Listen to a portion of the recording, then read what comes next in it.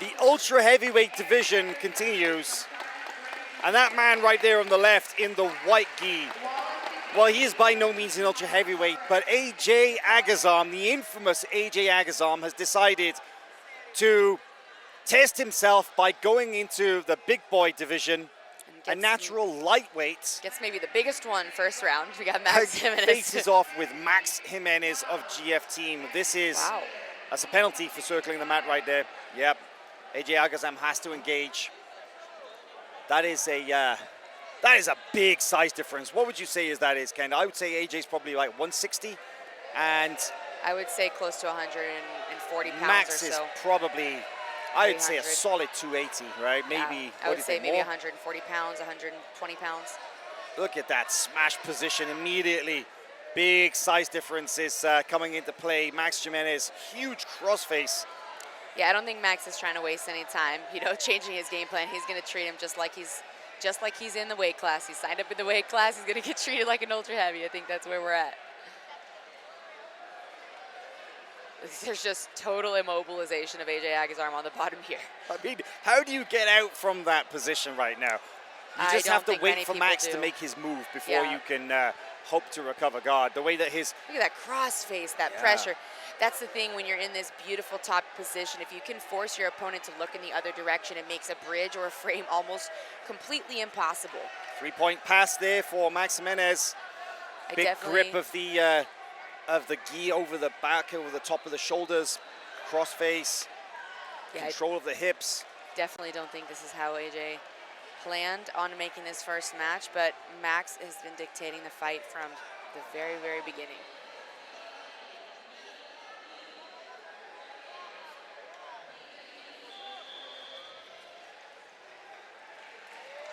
Oh, he's going for the bread cutter choke right there. Beautiful. Hand on the far collar. A lot of pressure. Elbow on the mat and trying to drive into the chin.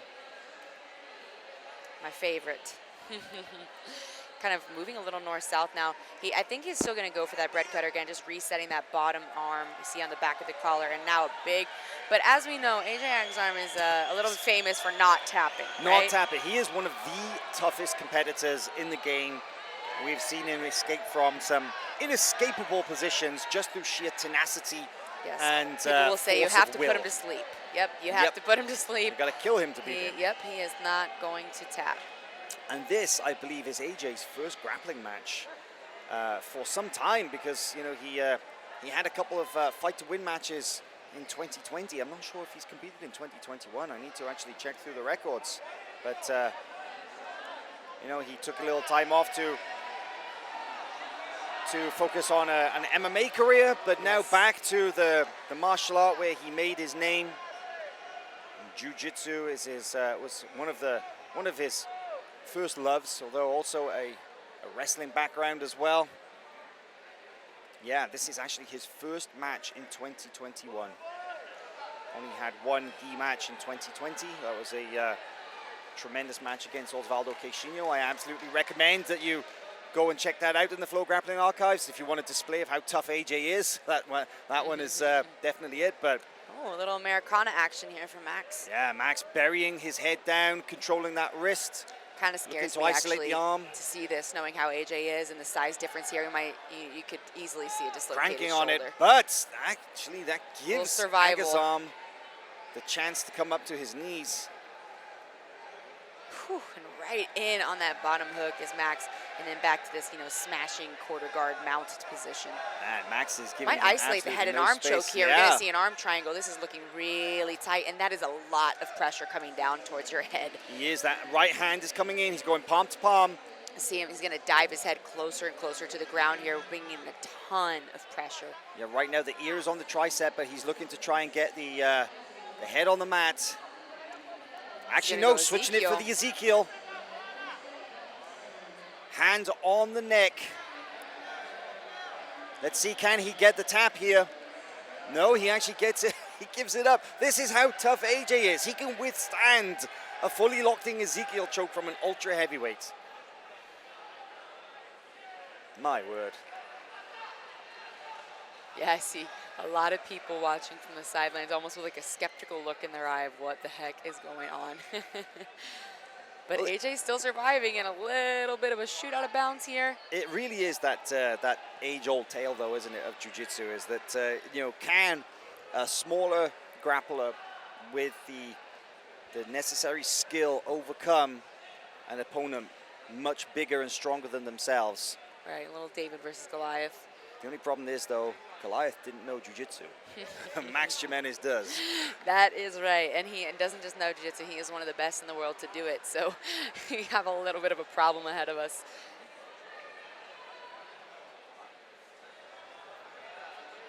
The winner of this match will likely, but not guaranteed, but likely go on to face Victor Hugo in a semifinal match. That division is still playing out, so the bracket's still in progress.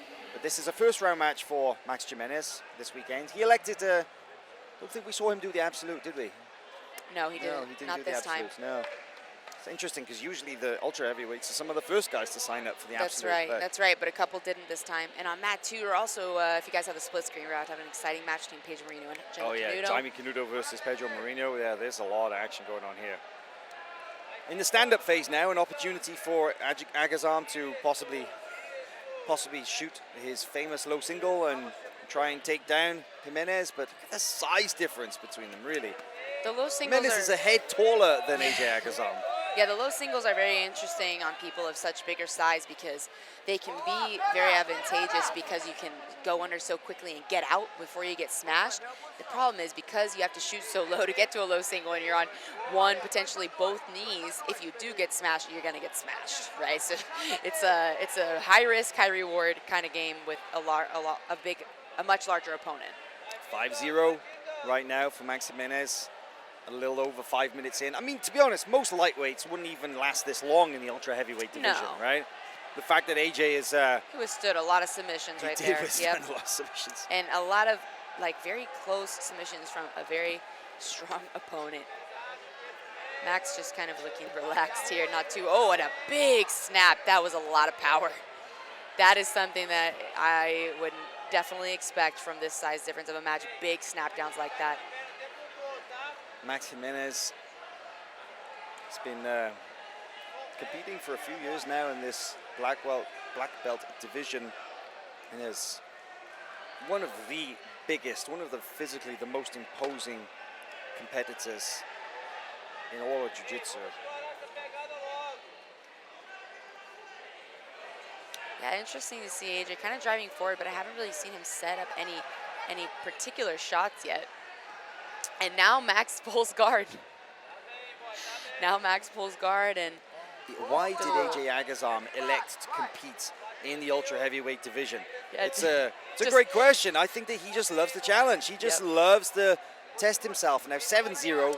Well, AJ's a showman, you know. He didn't want to just show up and be in his weight class and be any old competitor. He wants to do something special. Oh, he wants to do something different. Absolutely. And definitely he brings an attention to this division that otherwise might be a little pedestrian. It makes you wonder how much he's been training in the gi also, you know, because he hasn't really been on the jiu-jitsu scene at all, especially the gi jiu-jitsu scene in years, I feel like. Yeah, he only had one gi match in all of 2020. This is his first gi match of 2021. And he was a permanent fixture there for a few years.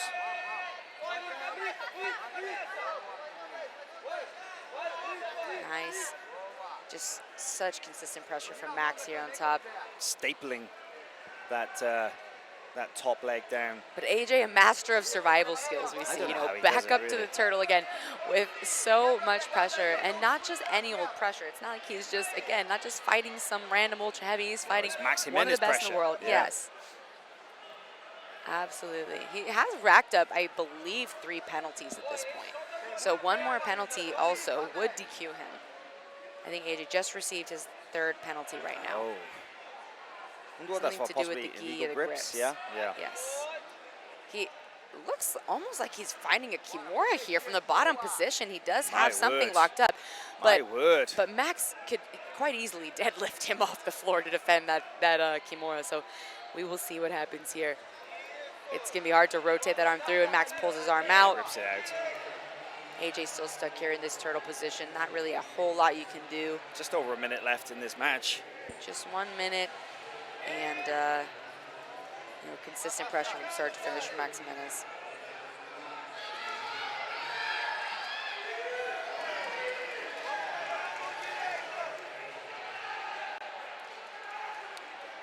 Great control here of the hips by Max Gimenis. A lot of times people in the turtle, they rush the back take and they miss out on the control of the hips. But we're seeing just such a beautiful stapling of the legs together, knowing when to chase the back, knowing when to go back to side control and the guard pass. And now we have this beautiful seatbelt grip in here. And it looks like he's working in on the choke. Yeah, he's got that hand. This it looks is like going it's to be on the close. chin. Oh, he actually lost the collar. Wow. And AJ survives. Survival skills. This is remarkable, really. I wonder if we'll see AJ really start to shoot anything off from the guard here. Oh, standing back up. Dying seconds in this match. 35 seconds. A 7-point lead, but more interestingly, a 9-advantage lead. Wow. Right, 9 advantages, and I was wrong. It's 2-1 on the penalties. There he goes on the single leg. Oh, and Max stuffs it. Not out of danger, though, is Max, but he is jumping on an that arm. far arm.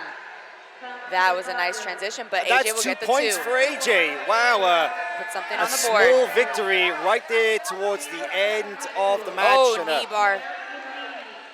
little switched out of exchange there position. right at the end. That is the end of the match, I believe.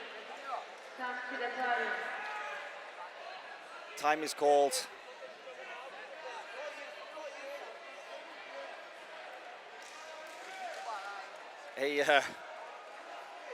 Definitely an intriguing contest between the two.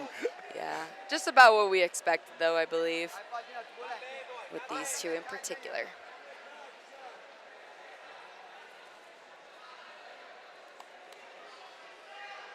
Still plenty more action going on here at the 2021 IBJJF Pan Championships.